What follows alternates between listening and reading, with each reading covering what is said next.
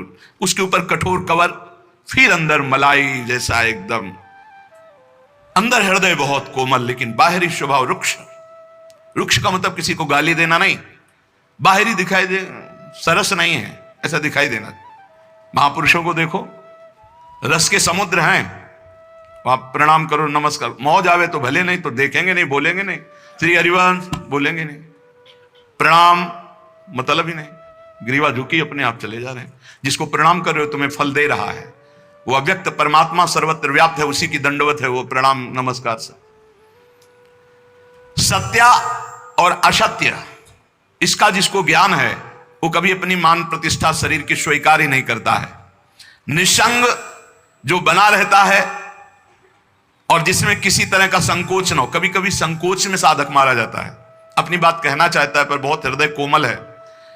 ये हमारी प्रार्थना है कि ऐसे साधक, ऐसे संतों से बहुत संभल कर व्यवहार करना चाहिए, जिनका बड़ा संकोची स्वभाव, उससे हमारी हानि हो जाती है।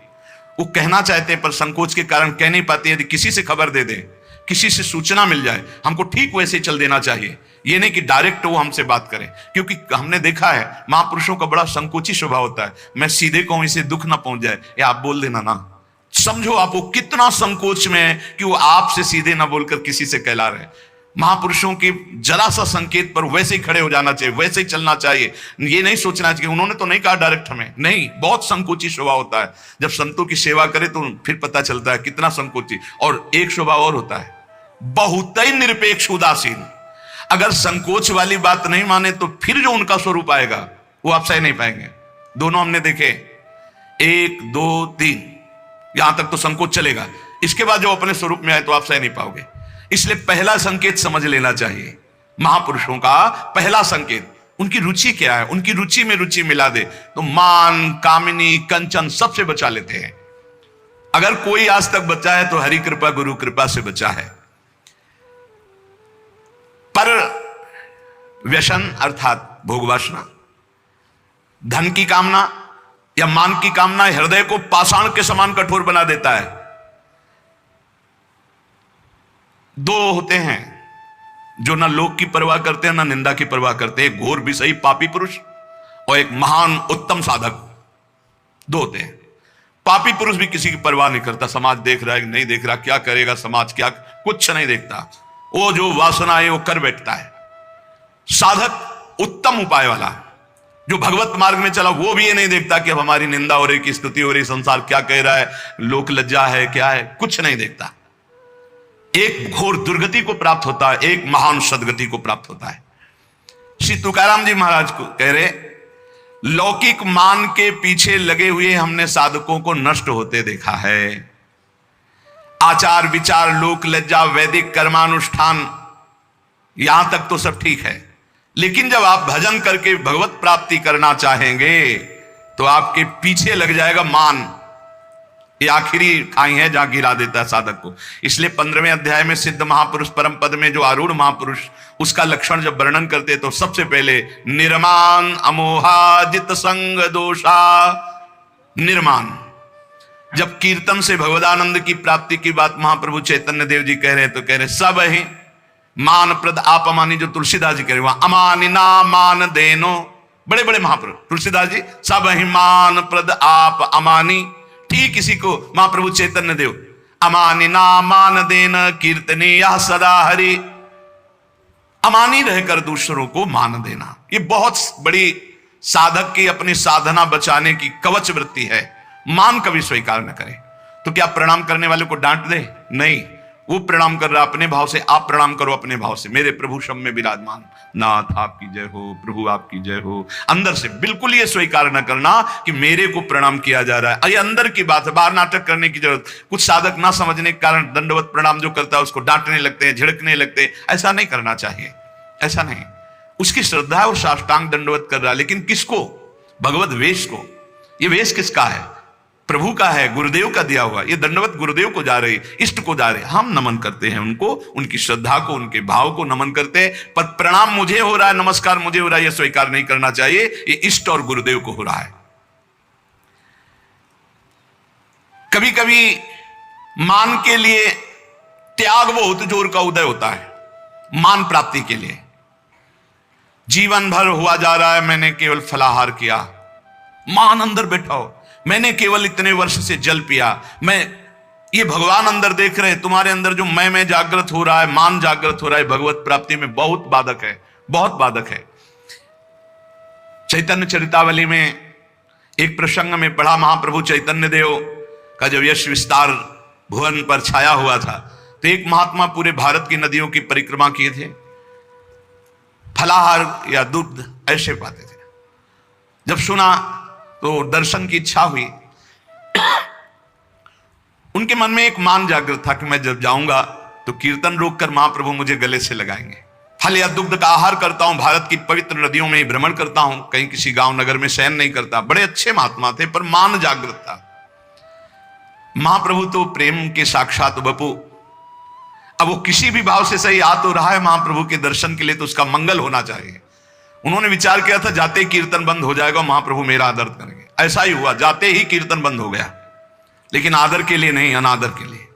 महाप्रभु इतने कोमल स्वभाव के, एकदम भ्रकुटी चढ़ गई और कहा कौन ऐसा बहिर्मुख आ गया कि हमारे कीर्तन का रस सूखने लगा। वही महात्मा जी आए थे, बोले निकाले उनको बाहर, हटाओ, तत्काल हटाओ। अब उनकी जो मान वृत्ति थी वो भंग हो गई। मैं इतना अधम हूं, बाहर जाकर के चिल्लाकर रोने लगे, हे प्रभु आपका तो अवतार हुआ मुझ जैसे नीचों को पावन करने। महाप्रभु दौड़ गए और गले लगा लिए। यही दरबार दीन को आदर रीति सदा चली आई। जहां दैन्यता वहां गले लगाना, जहां थोड़ा भी अभिमान कि मैं अमुक अमुक अमुक मान, वो प्रभु को अच्छा नहीं लगता। श्री तुकाराम जी महाराज कह रहे हैं कभी कभी बड़ा बड़ा त्याग मान प्राप्ति के लिए, कभी कभी मान का त्याग भी मान प्राप्ति के लिए होता है। बैठिए, नहीं नहीं हम तो नीचे, वो अंदर लालसा है कि ये बहुत दैन्य महापुरुष है, कितना अभिमान रहित है, ये सुनने के लिए, मान प्राप्ति के लिए मान का भी त्याग होता है। कभी कभी बड़ा बड़ा चंदा दिया जाता है इस बात के लिए कि मेरा नाम हो, मेरा मान हो। कई तरह से मान अंदर छुपा रहता है, कई तरह से। जन्म की सार्थकता का स्वरूप है मान का त्याग हो जाना। ये बड़ा सूक्ष्म विषय, इसलिए प्राय संसारी आदमी तो कहते हैं यार नाम होगा, मान हो जाएगा, लेकिन भगवत प्राप्ति के मार्ग में ये मान भारी खाई आखिरी खाई। इस मान का त्याग करने के लिए अपने से बड़े महापुरुषों का संग होना चाहिए, रसिक महापुरुष गुरुजनों का संग होना चाहिए। जब उनके चरणों के पास बैठे तो अपना मान नष्ट हो जाता है, पक्का नष्ट हो जाता है। बिना किसी कारण के अकारण ही सोहनी पोछा रोज लगती है महापुरुषों के पास रहने से। इसलिए तिनकी संगति रहित जाति कुल मद सब नंसही। देखो गुरुजन जब कृपा करते हैं तब संभालते हैं ज्ञान का हथौड़ा और रखते हैं अभिमान को चकनाचूर करने के लिए। अगर सही साधक हुआ तो टिकता नहीं, भागते नजर आता है, और अगर टिक गया तो फिर गुरुजन ऐसा हीरा बना देते कि चाहे घन चलाओ फाटने वाला नहीं। अहंकार का नाश हम आपसे सच्ची कहते हैं केवल गुरुजनों के चरणों में होता है और दूसरा उपाय नहीं है। मान की धज्जियां तो गुरुजन उड़ाते हैं, मान की धज्जियां उड़ाने की सामर्थ्य केवल रसिक सदगुरुदेव में है। दूसरा कुछ भी करो तो मान ही मान है। सब कुछ कर सकते हो आप, लेकिन अपने अभिमान को नष्ट नहीं कर सकते, वो केवल गुरुदेव नष्ट करते हैं। और धन्य है निरपेक्ष गुरुदेव मिले, ममता वाले नहीं। ये वो पद है जहां श्री कृष्ण और सुदामा एक साथ लकड़ी लेने जा रहे हैं। नहीं द्वारिकाधीश आदेश कर देते, संदीपनी जी के आश्रम में जमा हो जाती, लेकिन नहीं, ये वो पद है जहां एक अकिंचन बालक, ब्राह्मण बालक सुदामा जी, तो वहीं साथ में अखंडेश्वरी वैभव संपन्न भगवान श्री कृष्ण वैसी सेवा में लकड़ी लाने जा रहे हैं। बिना गुरु कृपा के मान का नाश नहीं हो सकता है, हम बिल्कुल हृदय से कह रहे हैं। और मान बिल्कुल धज्जियां उड़ा दें, ऐसे सदगुरुदेव निरपेक्ष होने चाहिए। शिष्य आसक्त और गुरुदेव निरपेक्ष, ऐसे में कितने टिकते हैं? वो तो गुरु कृपा पात्र, केवल गुरुदेव की कृपा से। सच्ची माने पूरा का पूरा सिद्धांत गुरुदेव भगवान के ऊपर है। उन्हीं की कृपा से ही साधक की प्रारंभ है, साधक का मध्य है और साधक का विश्राम है। गुरुदेव की कृपा है, गुरु कृपा ही केवलम, गुरु कृपा ही केवलम। परमार्थ के साधक को चाहिए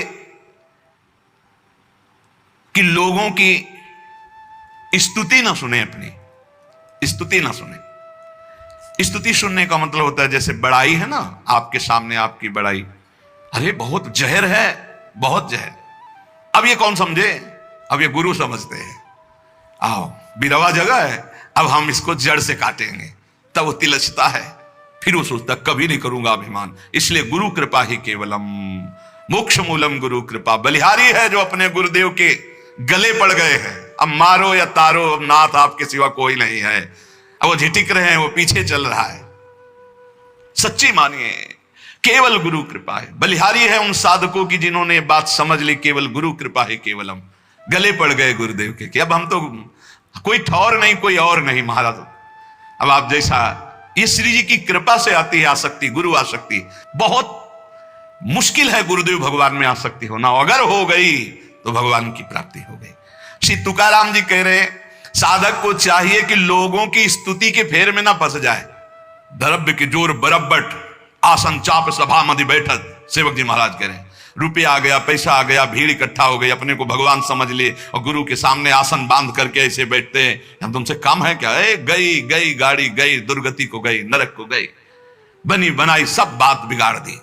ये लोगों की, इसीलिए श्रीपाद कह रहे, सम्मानम कल्याति घोर गरलम नीचापमानम सुधा।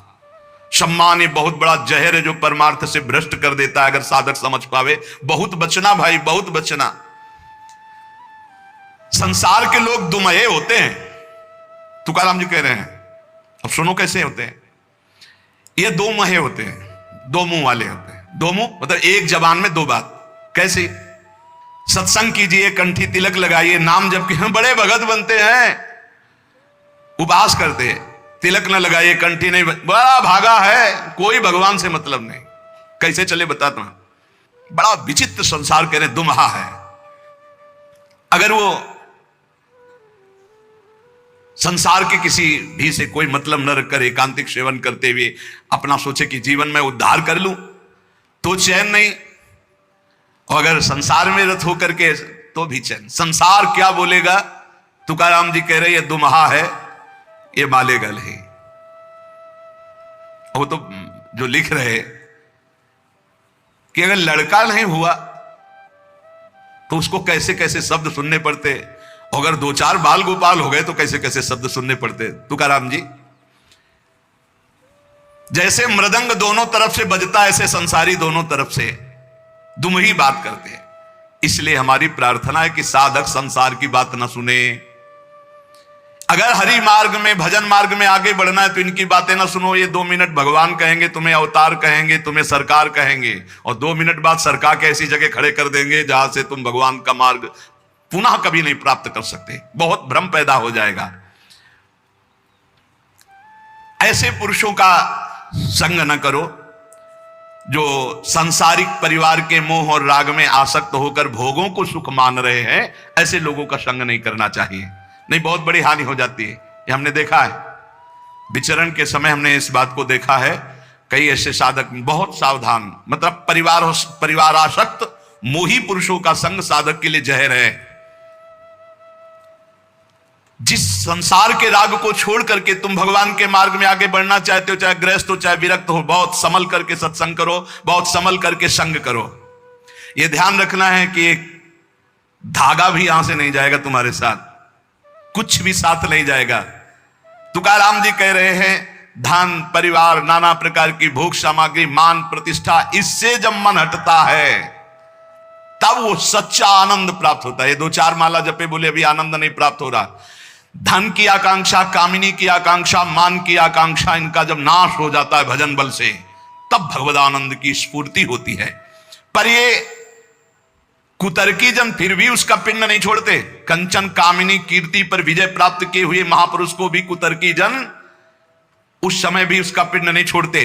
तुकाराम जी कह रहे हैं, भगवान को प्रसन्न करने के लिए हर समय कीर्तन में, हर समय नाम जप में, हर समय अपने कर्तव्य में। पर ये तर्क कुतर्की लोग अपने आप उनके पास आते हैं, कुतर्क करके शंका उठाते हैं और भारी भजन में विघ्न पैदा करते हैं। भारी भजन में विघ्न पैदा करते हैं कुतर्की लोग। तर्क वितर्क करके कोणांचे आधारे करो मीम विचार, कोण देइल धीर माध्या जीवा। प्रभु कैसे भजन करूं, शांति से भजन करना चाहता हूं, ये करने नहीं दे रहे।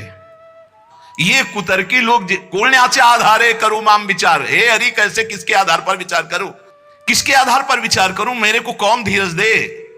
मैं आपके गुण गाता हूं प्रभु, मैं कोई ये नहीं किसी से कहता कि मैं शास्त्री हूं, मैं आचार्य हूं। तुकाराम जी महाराज के शब्द है, मैं आपको जैसा आपने ज्ञान दिया वैसा गुण गाता हूं, लेकिन ये लोग मुझे तंग कर रहे हैं।